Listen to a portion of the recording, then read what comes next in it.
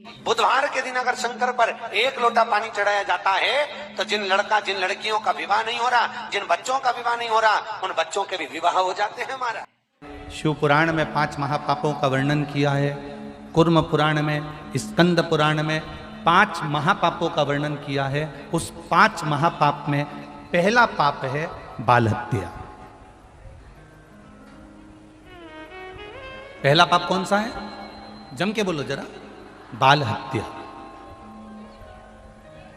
दूसरे नंबर का पाप है पर स्त्री का भोग करना, पर नारी का संग करना, यह महापाप की गिनती में आता है।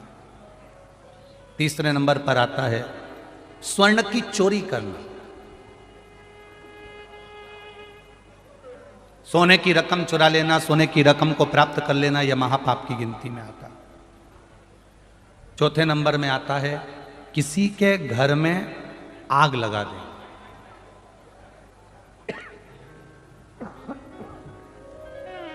किसी के घर में आग लगा देना, यह महापाप की गिनती में आता है।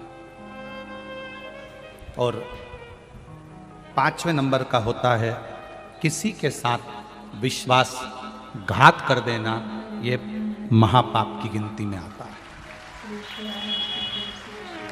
तो रोग में ग्रसित होना, बहुत रोगीले हो गए ना, बहुत कोई बीमारी ज्यादा हो गई ना, तो स्थान शंकर के मंदिर के बना लो। तो जिसको हमको साफ करना है तो और वहां चंदन की एक बिंदी रखकर आना, तो स्थान बना लेना। पहला ये जो जलाधारी है, असुख सुंदरी वाला जो स्थान है, पहला स्थान असुख सुंदरी का स्थान, जहां पर बीच में एक मोटी सी लाइन रहती है, उसके आसपास में जो जगह रहती है, उस जगह को जल से साफ करिए। और जल से साफ करने के बाद में उसी को अपने शरीर पर थोड़ा सा लगाइए, हाथ को धो लीजिए, थोड़ी सी चंदन की बिंदी दोनों ओर लगा दीजिए। पहला स्थान। दूसरा स्थान जहां से पानी बहकर जाता है, उस पूरे स्थान पर से कहीं भी एक तुम्हारा मन कर जाए, उस स्थान को थोड़ा सा हाथ से और जल से साफ कर दो, और वहां हाथ को अपने हृदय से या शरीर में जहां रोग है, तकलीफ है, बहुत कष्ट है, बहुत दर्द है, उस स्थान पर लगाओ। और चंदन की हाथ धोने के बाद चंदन की एक बिंदी उस स्थान पर, वो नाली वाली जगह पर कहीं पर भी रख दीजिए। ये 2 जगह आप साफ करना सीख जाओ। ये 2 स्थान आपने अगर साफ करे हैं तो निश्चित है कितनी भी बड़े से बड़ी बीमारी है, उसका रिजल्ट अच्छा ही आएगा, तो बीमारी समाप्त होगी। वो बीमारी समाप्त होगी, निश्चित है। थोड़ा समय लगेगा, थोड़ा समय लग सकता है, पर आप अपने भरोसे से अगर करोगे तो निश्चित सावधानी से सुनना। की पंचमी कौन सी तिथि? पंचमी। चाहे वो शुक्ल पक्ष की हो, चाहे वो कृष्ण पक्ष की। एक कलश में थोड़ा सा इत्र डालकर शंकर को जब समर्पित करते हैं, तो महाराज घर में अगर कोई व्यक्ति बहुत रोगीला है, बहुत रोगीला, तो शिव महापुराण स्कंद पुराण का यह भाव याद करिए कि 1 लोटे पानी में इत्र मिलाकर, जल में इत्र मिलाकर, बहुत रोगीला व्यक्ति, बहुत बीमार व्यक्ति है, 1 लोटा पानी उसका हाथ का स्पर्श कराकर शंकर को चढ़ाना प्रारंभ कर दीजिए। महाराज केवल 5 या 7 दिन चढ़ाओ, और वो 7 दिन के बाद में उस बीमार व्यक्ति का क्रम देखिए कि उसमें चने की दाल का दान कोई सहज नहीं है। जिस नारी का रजोधर्म के अंतर्गत नारी को जो परेशानियां होती हैं, कोई के 8 दिन पहले, 4 दिन पहले, 3 दिन पहले, कहीं ना कहीं रजोधर्म के अंतर्गत जो बीमारियां होती हैं, उसके लिए महाराज 7 चने की दाल के दाने तुलसी महारानी के सामने कटोरी में रखकर, तुलसी के 3 पत्ते उसमें डालकर, अपनी मनोकामना कर तुलसी में 3 बार जल छोड़कर वो तुलसी और वो चने की दाल ले जाएं, और उसको धीरे धीरे कर एक एक कर सुबह शाम दोपहर में उसको खा लीजिए। रजोधर्म से जुड़ी हुई परेशानी समाप्त। कोई सहज नहीं है महाराज। चने की दाल को स्वर्ण दान का भी भाव कहा गया।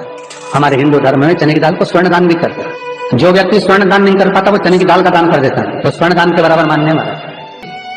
और बहुत ध्यान दीजिए महाराज, अगर कोई काम अटक रहा है, नहीं हो रहा, बहुत प्रयास करा, तो भगवान शंकर के मंदिर में 5 बेलपत्र चढ़ाइए, और शंकर भगवान की जो छोटी लड़की है अशोक सुंदरी, आपको बताया था ना अशोक सुंदरी का स्थान, भगवान शंकर की 6 लड़कियां हैं, उसमें से सबसे छोटी लड़की अशोक सुंदरी की जगह पर एक बेलपत्र चढ़ाई है।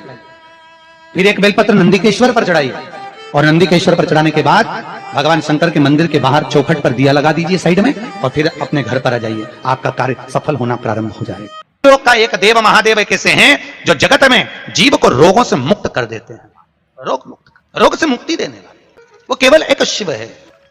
शास्त्र कह रहा है भगवान शिव ओगड़ी दानी दयालु दातार मेरे शंकर ने लीला रची। आज भी स्कंद पुराण कथी है कि भगवान शंकर ने अन्नपूर्णा के दरवाजे पर पहुंचकर जब काशी में भिक्षा मांगी थी तो अन्नपूर्णा ने कहा था, ए शंकर, मैं उस गरीब से गरीब व्यक्ति का भी भंडार भर के रखूंगी, बस एक गलती नहीं होना चाहिए कि जहां भोजन बने उस स्थान पर बैठकर, उस स्थान पर खड़े होकर भोजन बनाते समय उस भंडार गृह में जूता नहीं होना चाहिए। तो मैं भर दूंगी भंडार। जिस प्लेटफॉर्म पर खड़े होकर माताएं भोजन बनाती, सब्जी बाजारती, वहीं पे हाथ में लेके चख लेते, हरिओ जगदम्बा, विचार तो करो। भले तुम भगवान को भोग नहीं लगा रही पर पति तो परमेश्वर है, भले तुम भगवान को भोग नहीं लगा रही पर पति तो परमेश्वर है। पति के लिए कहा परमेश्वर, मतलब भले भगवान की तुमने सेवा नहीं करी, भले अर्चना नहीं करी, भले पूजन नहीं करी, पर पति तो परमेश्वर है। तब नहीं तो वही समझ आए। घर में जो सास रहती है वो भी तो माँ है, जो पिता रहता है वो भी तो बद्रीनारायण है।